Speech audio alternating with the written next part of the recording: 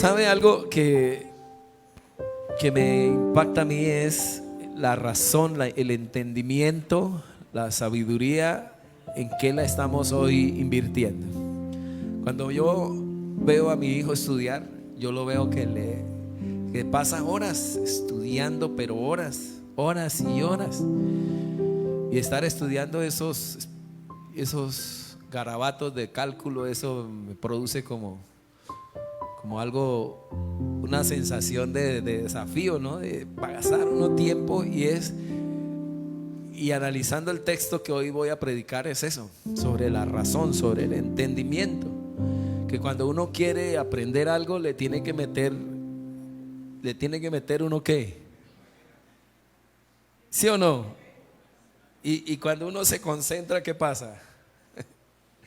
Cuando uno se dedica, ¿qué pasa? Cuando uno le dedica tiempo. ¿A cuánto nos pasó que no entendimos hasta que le dedicamos tiempo? Con este espíritu inmundo de las matemáticas. Eso fue algo terrible. Uno ahí, o sea, matemáticas, hay algo, digamos, decirlo así, en las matemáticas hay puntos donde uno no, si no se concentra y se dedica, no le entra. Y tiene uno que darle y darle y darle hasta que ¡pum!, se le abre a uno, ¿no?, el entendimiento y comprende uno y dice: ah, esto era, claro. Pero el que es flojo, perezoso y no le dedica tiempo, pues ahí se queda, hermano. Y no es tanto de que no pueda, sino que no le dedica tiempo, no le dedica el tiempo requerido para poder captar esa dificultad que hay. Por ejemplo, recuerdo cuando daban en matemáticas, me tocó estudiar identidades. Eso era algo escalofriante. Las identidades, eso era impresionante, la cantidad de fórmulas que tenía uno que aprender. Lo que es química, y yo, un tiempo en que iba muy bien en química, pero dejé de ir a una clase y después no entendí nada. Me perdí esa clase que era clave, era importante, y explicaron todo lo sobre las fórmulas que se requerían para seguir estudiando el segundo nivel, y me perdí. De ahí en adelante no volví a entender, pero nada. Entonces, viendo esto, necesitamos dedicarle tiempo al Señor y a su palabra. Y miro esto, que la palabra de Dios dice: la fe viene ¿por qué? Por el oír, y el oír la palabra de Dios. Hay algo grande en lo que es escuchar las escrituras y lo que es escudriñarlas, lo que es estudiarlas. Pero se requiere tiempo, se requiere dedicación, se requiere que usted se vuelva disciplinado. Y por ende tenemos una iglesia muy ignorante de las escrituras. Tenemos una iglesia muy irracional. Y estudiaba qué quería decir irracional, y miraba ahí en el diccionario qué significa ser una persona irracional. Y dice: llamamos pensamiento irracional a aquel que no usa la razón.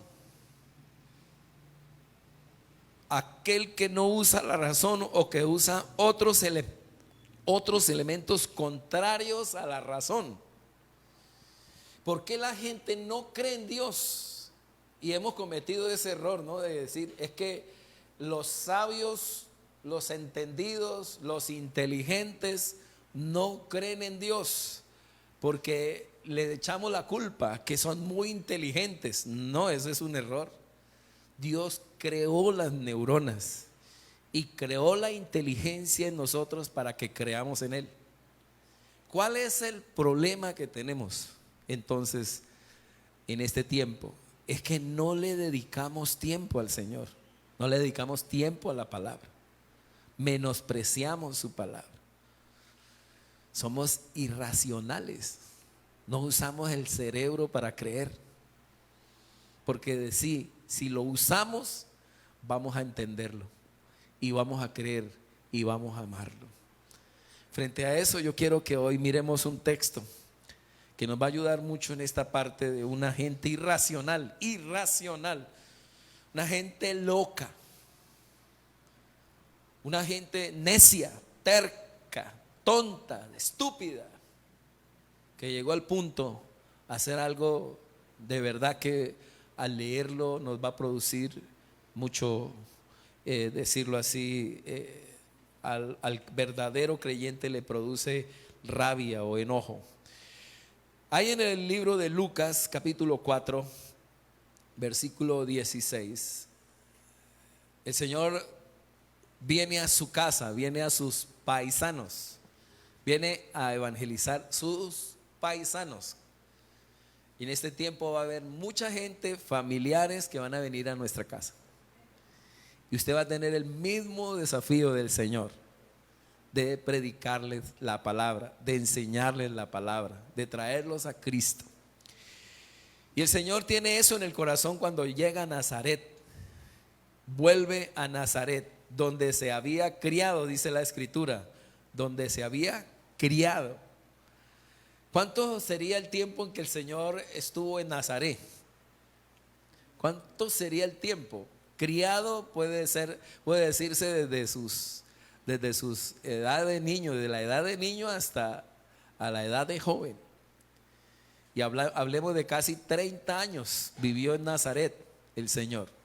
Entonces allí en ese lugar, ¿qué cree que había? Amigos.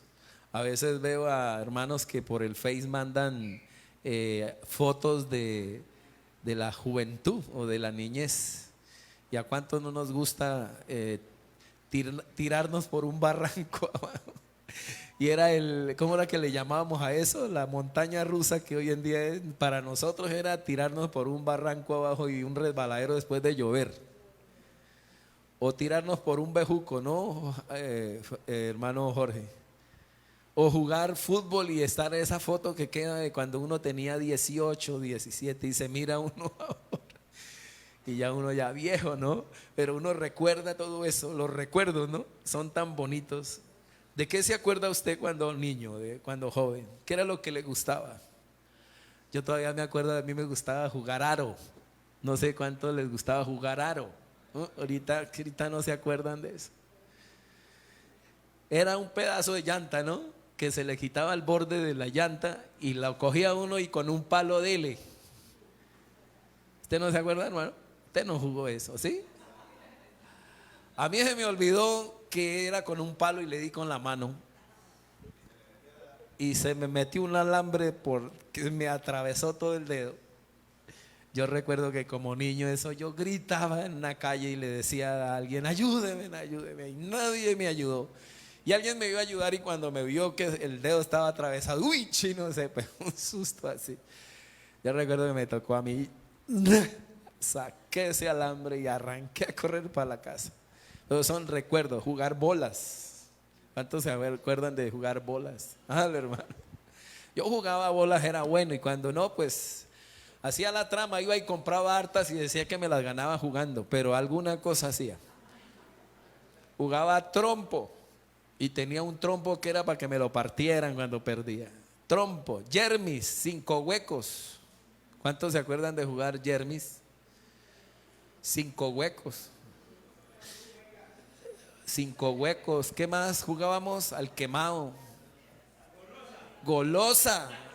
La golosa, esa era otra. Los juegos que más nos encantaban, ¿no? Hoy en día ya no hay eso. Pero yo quiero que usted piense por un minuto ¿qué llevó al Señor a Nazaret? ¿O qué recuerdos había del Señor de Nazaret? Solo recuerden algo, tuvo que haber algo así como si el Señor aquí tiene 30, 31 años y el Señor vuelve a Nazaret, vuelve a sus paisanos, vuelve a su gente. Yo creo que en el grupo a la sinagoga donde él llegó a predicar, habían amigos, habían vecinos. ¿Qué creen que era lo que más recordaba a esta gente? A ver, de Jesús, ¿qué creen? ¿Que hacía trampa cuando jugaba dominó? No, algo que vamos a leer era que el Señor había dejado un buen testimonio. Vayan pensando en eso. ¿Qué testimonio tenemos nosotros en la cuadra?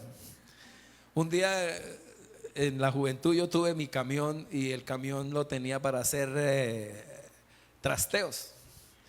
Y un día hubo un trasteo que me marcó.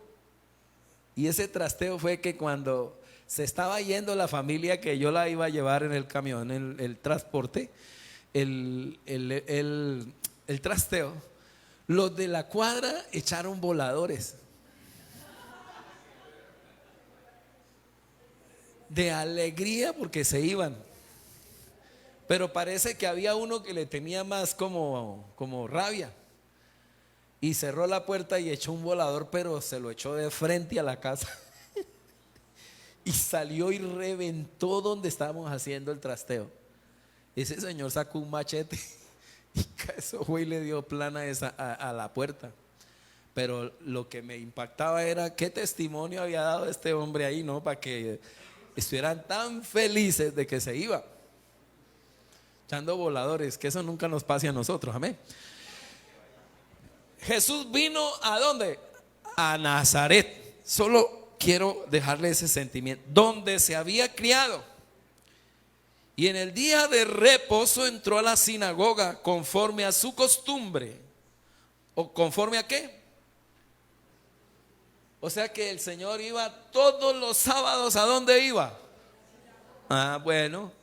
Y se levantó a leer. Se levantó a leer. Aquí ya el Señor tiene 31 años. Ya lleva un año de ministerio. Ya el Señor lo conocen todos de que es un hombre lleno del Espíritu Santo, que Dios lo respalda mucho, que hay poder. Todos los que están aquí, que van a oírlo leer las escrituras, saben del testimonio del Señor, saben su vida, saben que la mamá de él se llamaba María y que a ella le dijeron que tenía un hijo y que lo que había dicho, mejor dicho, conocían todo aquello de que ella había tenido un hijo por obra y gracia. O sea, conocían ese cuentico. ¿Qué más sabían? De que el papá de Jesús se había ¿qué? Sí, que era carpintero, muy bien, pero que se había ¿qué? Se había muerto. Aquí ya lo sabían todos, que se había muerto por una enfermedad, quizás por una pandemia de ese tiempo, murió José. Entonces, todo esto lo conocían los que estaban allí. Y conforme a su costumbre se levantó a leer y se le dio el libro del profeta Isaías. Y habiendo abierto el libro, halló el lugar donde estaba escrito. Versículo 18.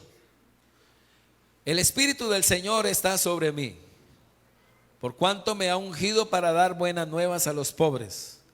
Me ha enviado a sanar a los quebrantados de corazón, a pregonar libertad a los cautivos, a dar vista a quienes, a los ciegos, a poner en libertad a los oprimidos. Miren estos 6 ítems que el Señor da frente al ministerio del Mesías, al ministerio del Mesías Salvador. Número 1, vendría a predicar el evangelio.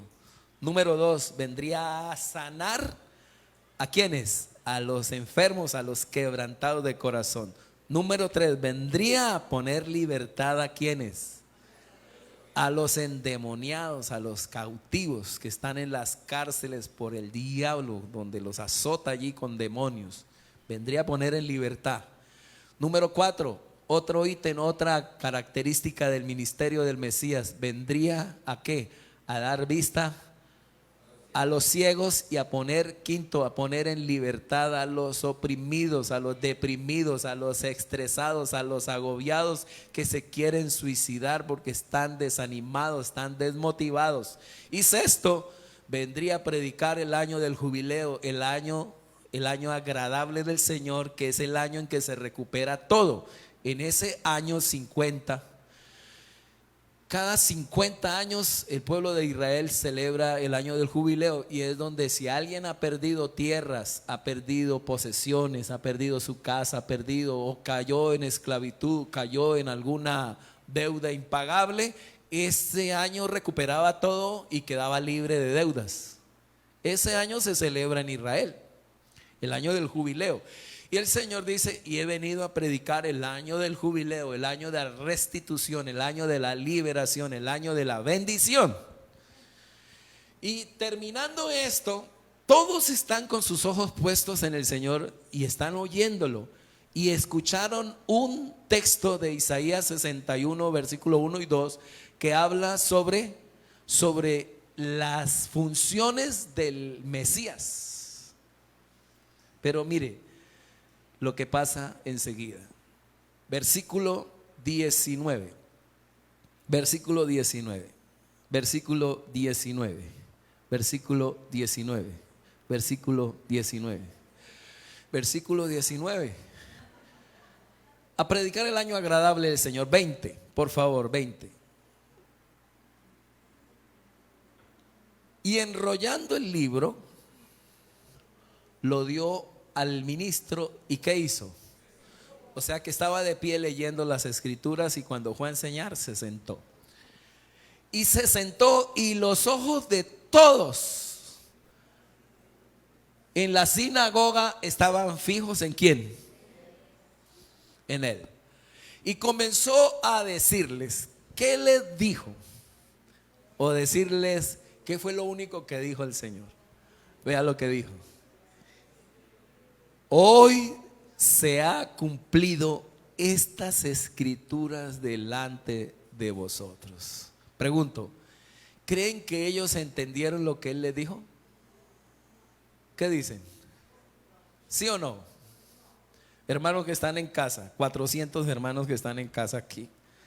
A ver, miro cuántos hay en casa. ¿Creen ustedes que su auditorio entendió lo que él dijo? A ver, por este lado, ¿qué dicen? ¿Sí o no? No entendieron. Por aquí, ¿qué dicen? ¿Sí o no? Por aquí, ¿sí o no? Diana, ¿qué dice? ¿Sí entendieron? Sí entendieron.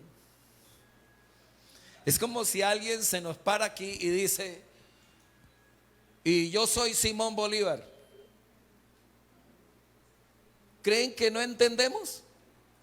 Que alguien se para aquí y diga, yo soy Simón Bolívar. De una vez ¿usted qué dice? Usted sí es que está, pero ¿se está creyendo qué? Un libertador. ¿Qué se está creyendo este? ¿Cómo va a parar a decirse semejante cosa? Y solo que diga, yo soy Simón Bolívar. Cuando el Señor se para ahí, lo que está diciendo, yo soy el Mesías Salvador. Pregunto, ¿qué cree que se le vino a la mente a toda la gente que estaba ahí? Yo jugué 5 huecos con este. ¿Qué Mesías Salvador ni qué 8 cuartos? Yo con este jugué Jeremías. Lo mismo que dicen de usted o de mí cuando Dios nos ha transformado y llegamos a decirle, oye, Jesús te ama. ¿Y usted qué va a hablar? Un día venía de Bogotá y escuché a 2 hablando ahí. Pues yo me subí en el carro porque no había más. No sé si a alguno le ha pasado lo que me pasó a mí, que un día viniendo de Bogotá no había bus, no había nada, y le toca a uno en un particular. Y yo, si quiere lo llevamos, señor. Entonces me vine con él y comienzan a hablar de alguien de la cárcel, de un amigo de ellos en la cárcel. Y lo que escuchaba en sus charlas era, y dizque evangélico, que se volvió evangélico. Sí, nosotros sabemos qué ralea es ese. Y comienzan a apelar de eso. Y le dije, pero ¿por qué no creen que de pronto el Señor lo cambió? No, si nosotros sabemos qué clase de tipo era ese, ahora aquí es que evangélico. Y comienzan a apelar. Y me imagino, ¿qué cree que hizo toda esta gente cuando el Señor dijo, hoy se ha cumplido estas escrituras? Mire, se armó la de Troya. Y al ver el Señor que su amigo comenzó a murmurar, el otro, todos tenían unos ojitos de ¿qué? De incredulidad. Por eso les llamo la atención sobre la irracionalidad. ¿Qué le faltó a esta gente, hermano? ¿Usar la qué? La razón. Solo se fueron a negar, a desprestigiar, a murmurar, a chismosear, y no miraron, no conocían o no entendieron que el que estaba al frente de ellos era el mismo Salvador, el mismo Dios de los cielos. Parece como si hoy fuera algo o digamos cualquier parecido sería pura casualidad de que hoy, hermano, no entendamos que hoy con nosotros está el Espíritu Santo. Y no entendamos que así hayamos sido lo que hayamos sido, Dios está con nosotros, su Espíritu está dentro de nosotros. Y a veces nos cuesta creer, porque de alguna manera cometimos errores, fallas, equivocaciones, pero hoy con nosotros está el Espíritu Santo y no usamos la razón, el entendimiento que hoy el Señor dice que fuimos sellados con el Espíritu Santo. Israel no entendió y no comprendió que ahí tenían al Mesías Salvador de frente. ¿Qué hizo el Señor frente a eso? Y es algo que nos deja este texto para aprender. Cuando usted ha sido llamado para predicarle a su familia, cuando usted ha sido lleno del Espíritu Santo para sanar a sus paisanos, a sus amigos, y que no creen en usted, no creen en su testimonio. Cuando usted ha sido llamado por Dios, ¿cuántos reciben esa palabra? Usted ha sido llamado por Dios para libertar, para sanar, para restaurar, para dar, para enseñar las escrituras, sacar de la ceguera espiritual a más de uno, y para restituir, para ser el bendecido de su casa. ¿Cuántos se acuerdan de José? Pongámosle música a este texto. ¿Cuántos se acuerdan de José? ¿Quién era José? ¿Y qué hicieron sus familiares? ¿Qué hicieron sus hermanos? A veces los más difíciles para predicarles o para llevarlos a Cristo son nuestros propios familiares y la gente más cercana a nosotros. Vean lo que dice el versículo 20. Y enrollando el libro lo dio al ministro y se sentó. Y los ojos de todos en la sinagoga estaban fijos en él. Y comenzó a decirles: hoy se ha cumplido esta escritura delante de vosotros. Y todos daban buen testimonio de él. ¿Y todos daban qué? O sea que el Señor tuvo una niñez y una juventud de buen testimonio. No como muchos de nosotros que si nos acordamos, Dios mío, pero el Señor tuvo buen testimonio. Estaban frente a alguien que tenía buen testimonio. O sea, esto era un motivo para creer en él. Dice: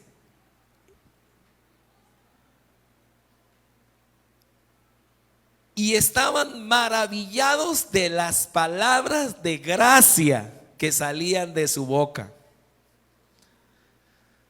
Y decían, ayúdenme a leer ahí: ¿no es este el hijo de quién? De José. Hasta ahí pare, un momentico. ¿No es este? ¿Qué recordaron? Toda la infancia, todo lo que el Señor había hecho, el buen testimonio hasta ahí, toda su casa, toda su familia, la recordaron todo. Esto es para que aprendamos algo. Cuando usted va a predicar, nos van a sacar todos los cueros. Cada que usted vaya a enseñar la palabra, lo que primero mira la gente en nosotros es el testimonio. Escuchaba a un pastor diciéndole, nos dio el testimonio de que invitó a un evangelista y lo invitó a almorzar.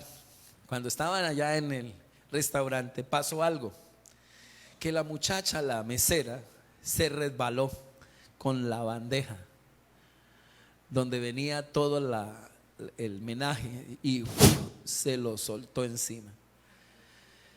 El evangelista se levanta y le dice de todo a esa muchacha, con palabras no groseras, sino con que usted es una no sé qué descuidada, que no y esa muchacha se pegó una chantada terrible. Bueno, pasó de todo. El pastor le ayudó, bueno, terminó ya, le hicieron todo lo que tenía que ver con la limpieza, le hicieron toda su camisa, su pantalón. Bueno, cuando estaban de nuevo ahí ya en el asunto de la comida, le dijo el pastor al otro, le dijo: lo reto y lo desafío, pastor, lo reto y lo desafío a que evangelice la mesera.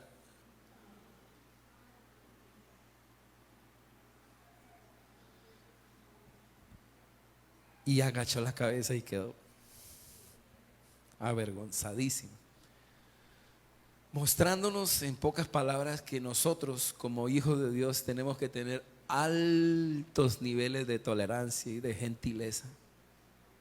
Si queremos evangelizar y ganar a nuestras familias, tenemos que ser de verdad gente de testimonio. Eso tenía el Señor, buen testimonio de su familia, de él mismo. Y este es un punto que quiero ya dejarles a ustedes. Si queremos en esta Navidad que nuestra familia y nuestros seres queridos vengan a Cristo, tenemos que dar un buen testimonio. Que no nos conozcan como la familia esta que un día me hizo dar risa. Llegó alguien a preguntarle ahí, le dijo: su merced no sabe por aquí dónde vive tal persona. Y se quedó mirando al muchacho y dijo: mire, allá en esa esquina enseguida de los evangélicos, esos peliones, ahí enseguida a la vuelta.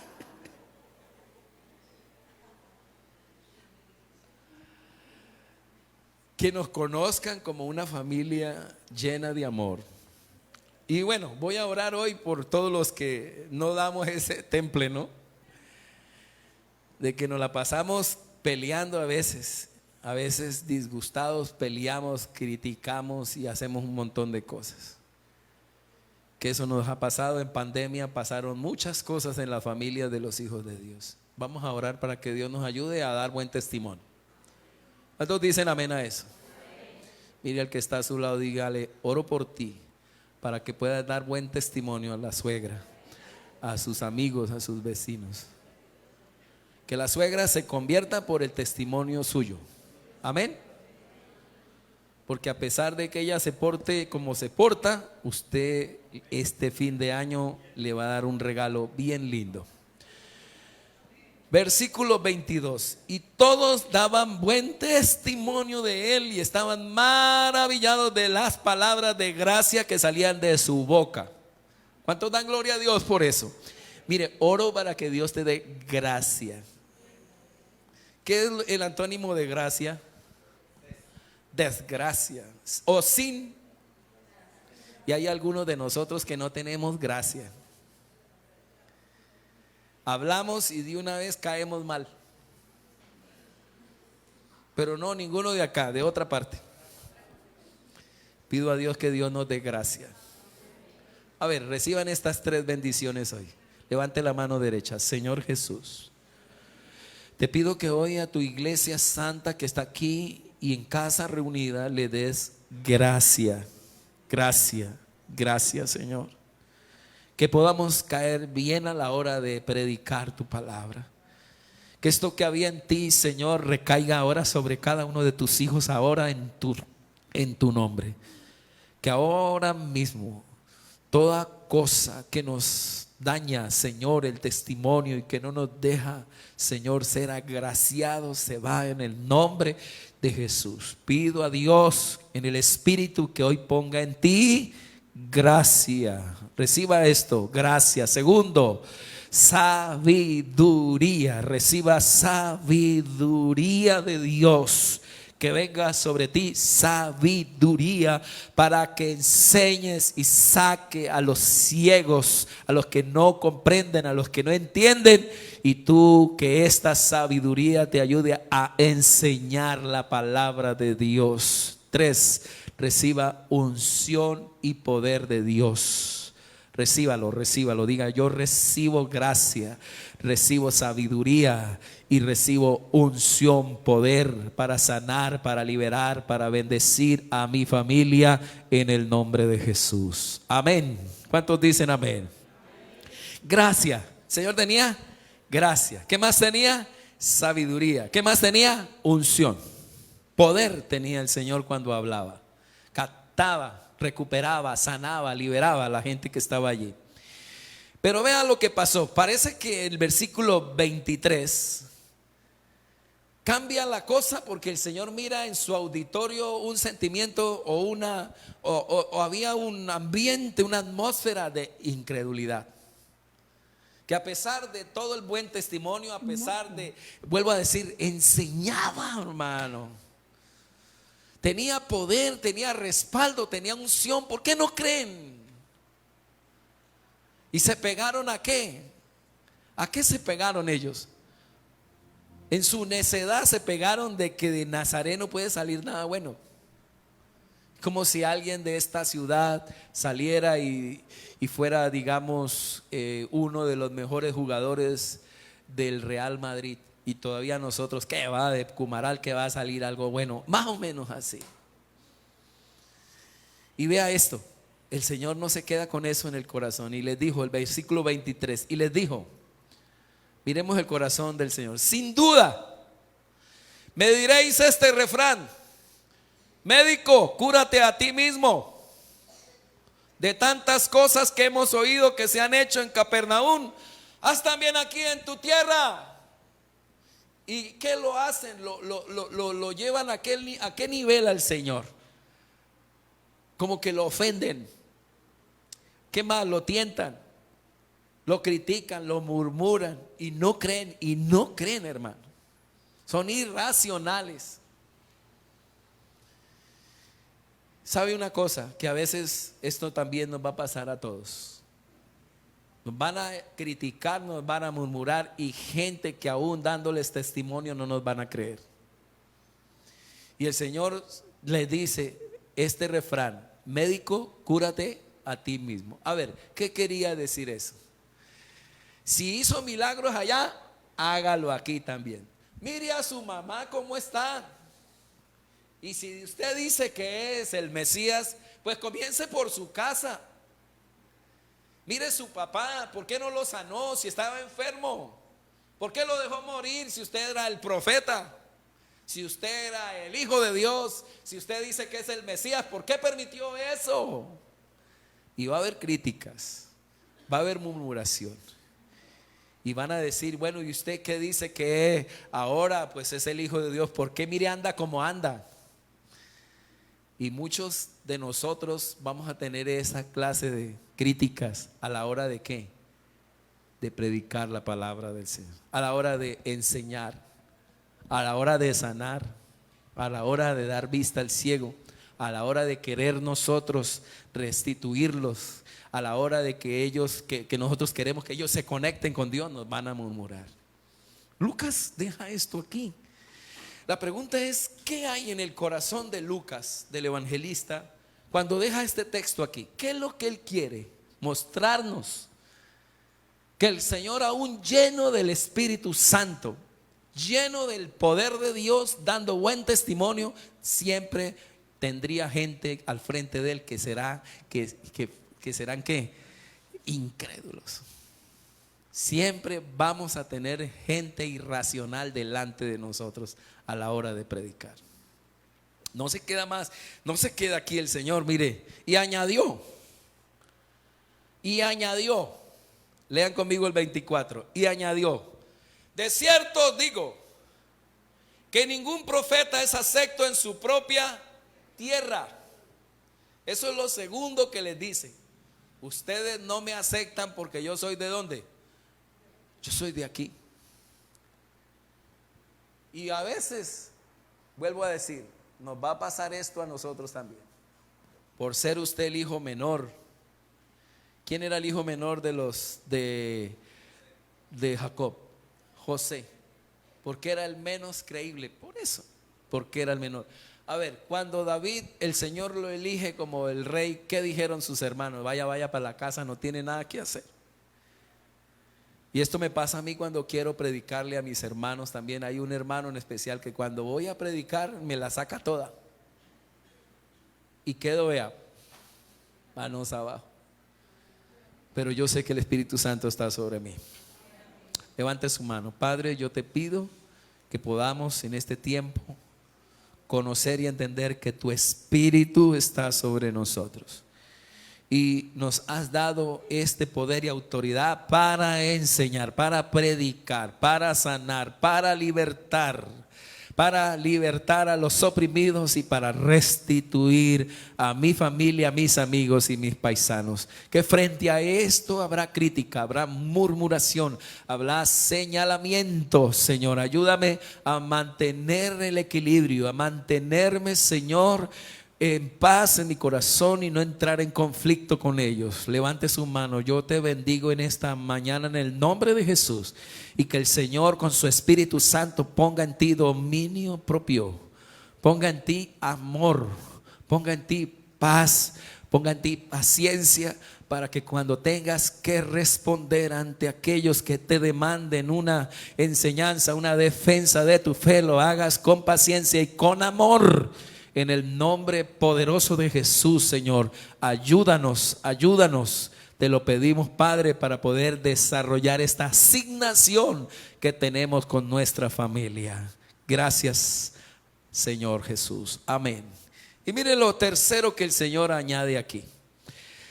Y en verdad os digo, versículo 25, y en verdad os digo, esa voz tenía que ser alta del Señor allí, porque había un público y no había micrófono, y ya estaban murmurando y chismoseando todos allí. Y en verdad os digo que muchas viudas había en Israel en los días de Elías, cuando el cielo fue cerrado por 3 años y 6 meses, y hubo una gran hambre en toda la tierra, pero a ninguna de ellas fue enviado Elías, sino a una viuda en Sarepta de Sidón. Y luego les dice: y muchos leprosos había en Israel en tiempos del profeta Eliseo, pero ninguno de ellos fue limpio, sino Naamán, ¿quién? El sirio. ¿Qué les está diciendo? Hubo más misericordia para los de Siria y para los de ¿quién?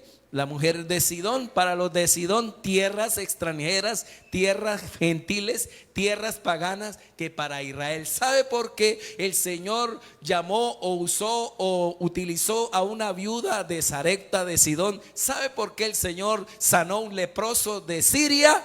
Porque creían, y no tocó a los de Israel porque eran una mano de incrédulos. Y ahí, en ese punto, al Señor lo van a bendecir y lo van a invitar a un sancocho. Lean conmigo versículo 28. Al oír, lean conmigo eso. Al oír estas cosas, todos en la sinagoga se llenaron ¿de qué? De ira. Versículo 29. Y levantándose, por eso le digo gente irracional, loca, desquiciada. Los incrédulos no usan el cerebro para creer en Dios. No usaron el entendimiento que Dios le dio. Y mire lo que hicieron. Lo echaron fuera de la ciudad. A ver, hagamos esa ilustración. Lo sacan de aquí. Que ustedes me saquen a empujón aquí. Venga Jorge y me agarre y me empuje. Y el otro le ayuda. Y me van empujando. Y me van sacando. Y me van llevando y me llevan arriba hasta la Virgen. ¿A punta de qué? De empujones. De empujones. ¿Tendrían ira? ¿Tendrían rabia? Pero allá en la Virgen, arriba en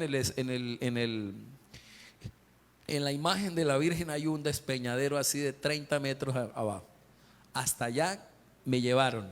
Y mire lo que pasa. Y le llevaron hasta la cumbre del monte sobre el cual estaba edificada la ciudad de ellos. ¿Para qué? ¿Para qué? Para matarlo.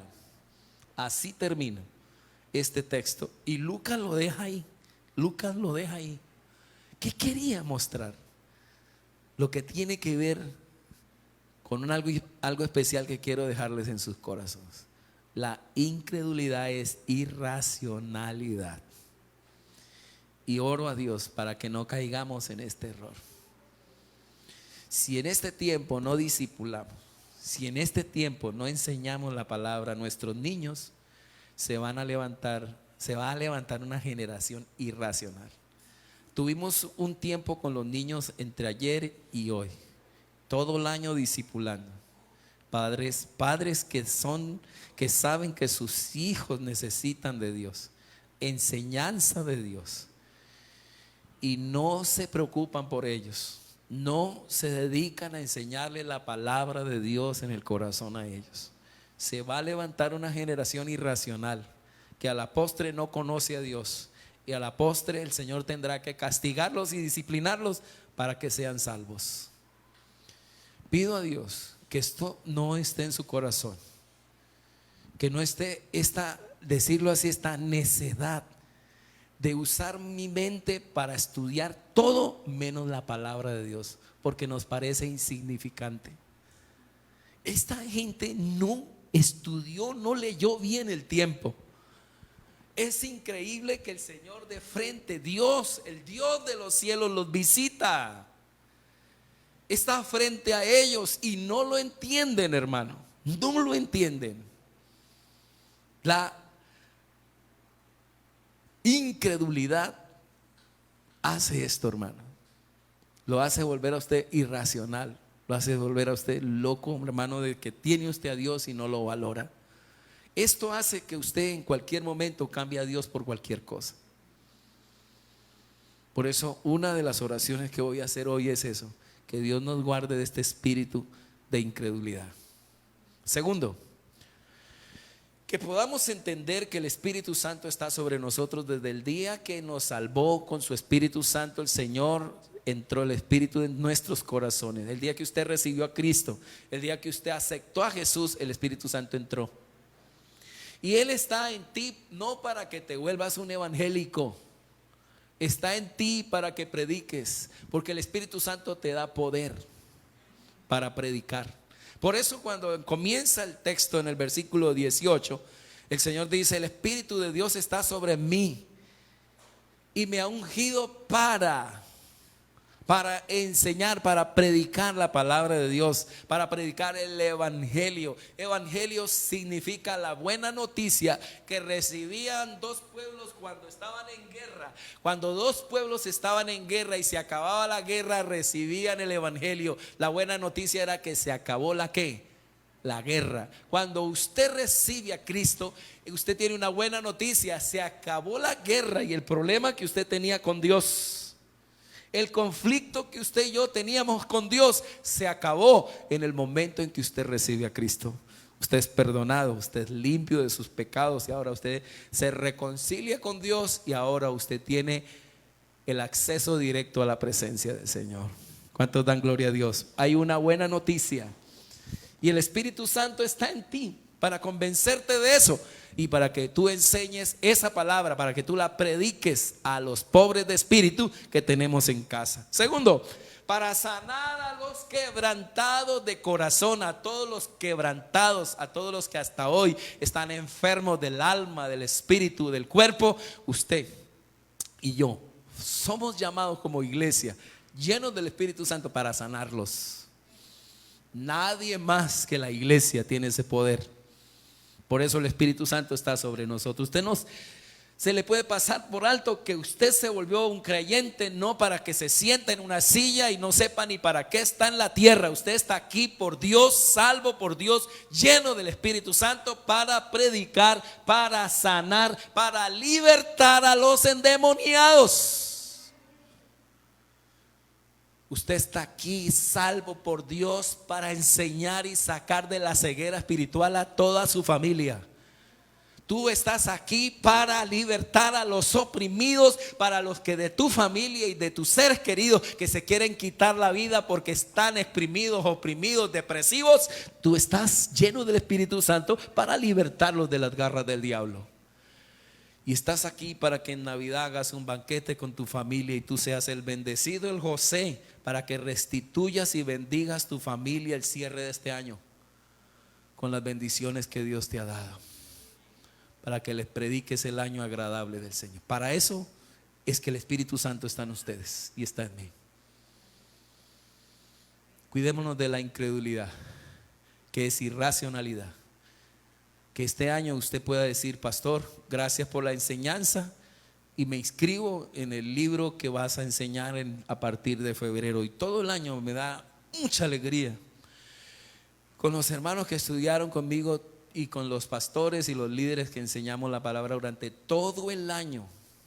Qué bendición tan grande, hermano, que ustedes tienen de haber estudiado todo el año la palabra de Dios. El otro año voy a enseñar Apocalipsis. A partir del otro año, febrero, primer jueves, estaré enseñando Apocalipsis. Estaremos enseñando Hebreos, estaremos enseñando Hechos, estaremos enseñando Primera y Segunda de Corintios. Sea presencial o sea virtual, usted lo puede hacer, pero salga de la inconsciencia espiritual, salga de la ceguera espiritual, y que usted se convierta también en un maestro que saca de la ceguera espiritual, porque para eso es que el Espíritu Santo está en usted. Y hermano, para que este cierre de año podamos pasarla en familia, unidos.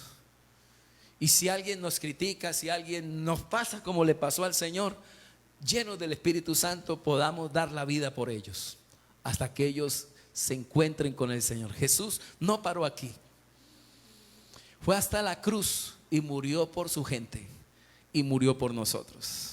Qué lindo es cuando dice Sidón y Sirio. ¿Sabe qué está diciendo? Nos incluyó a nosotros, no era solo para ellos, sino para todo el mundo.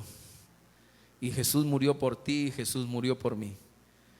Y hoy nos ha dejado esta asignación, pero guardémonos de caer en ese espíritu de incredulidad, porque aquel que cree en el Señor, dice la palabra, será salvo tú y tu casa.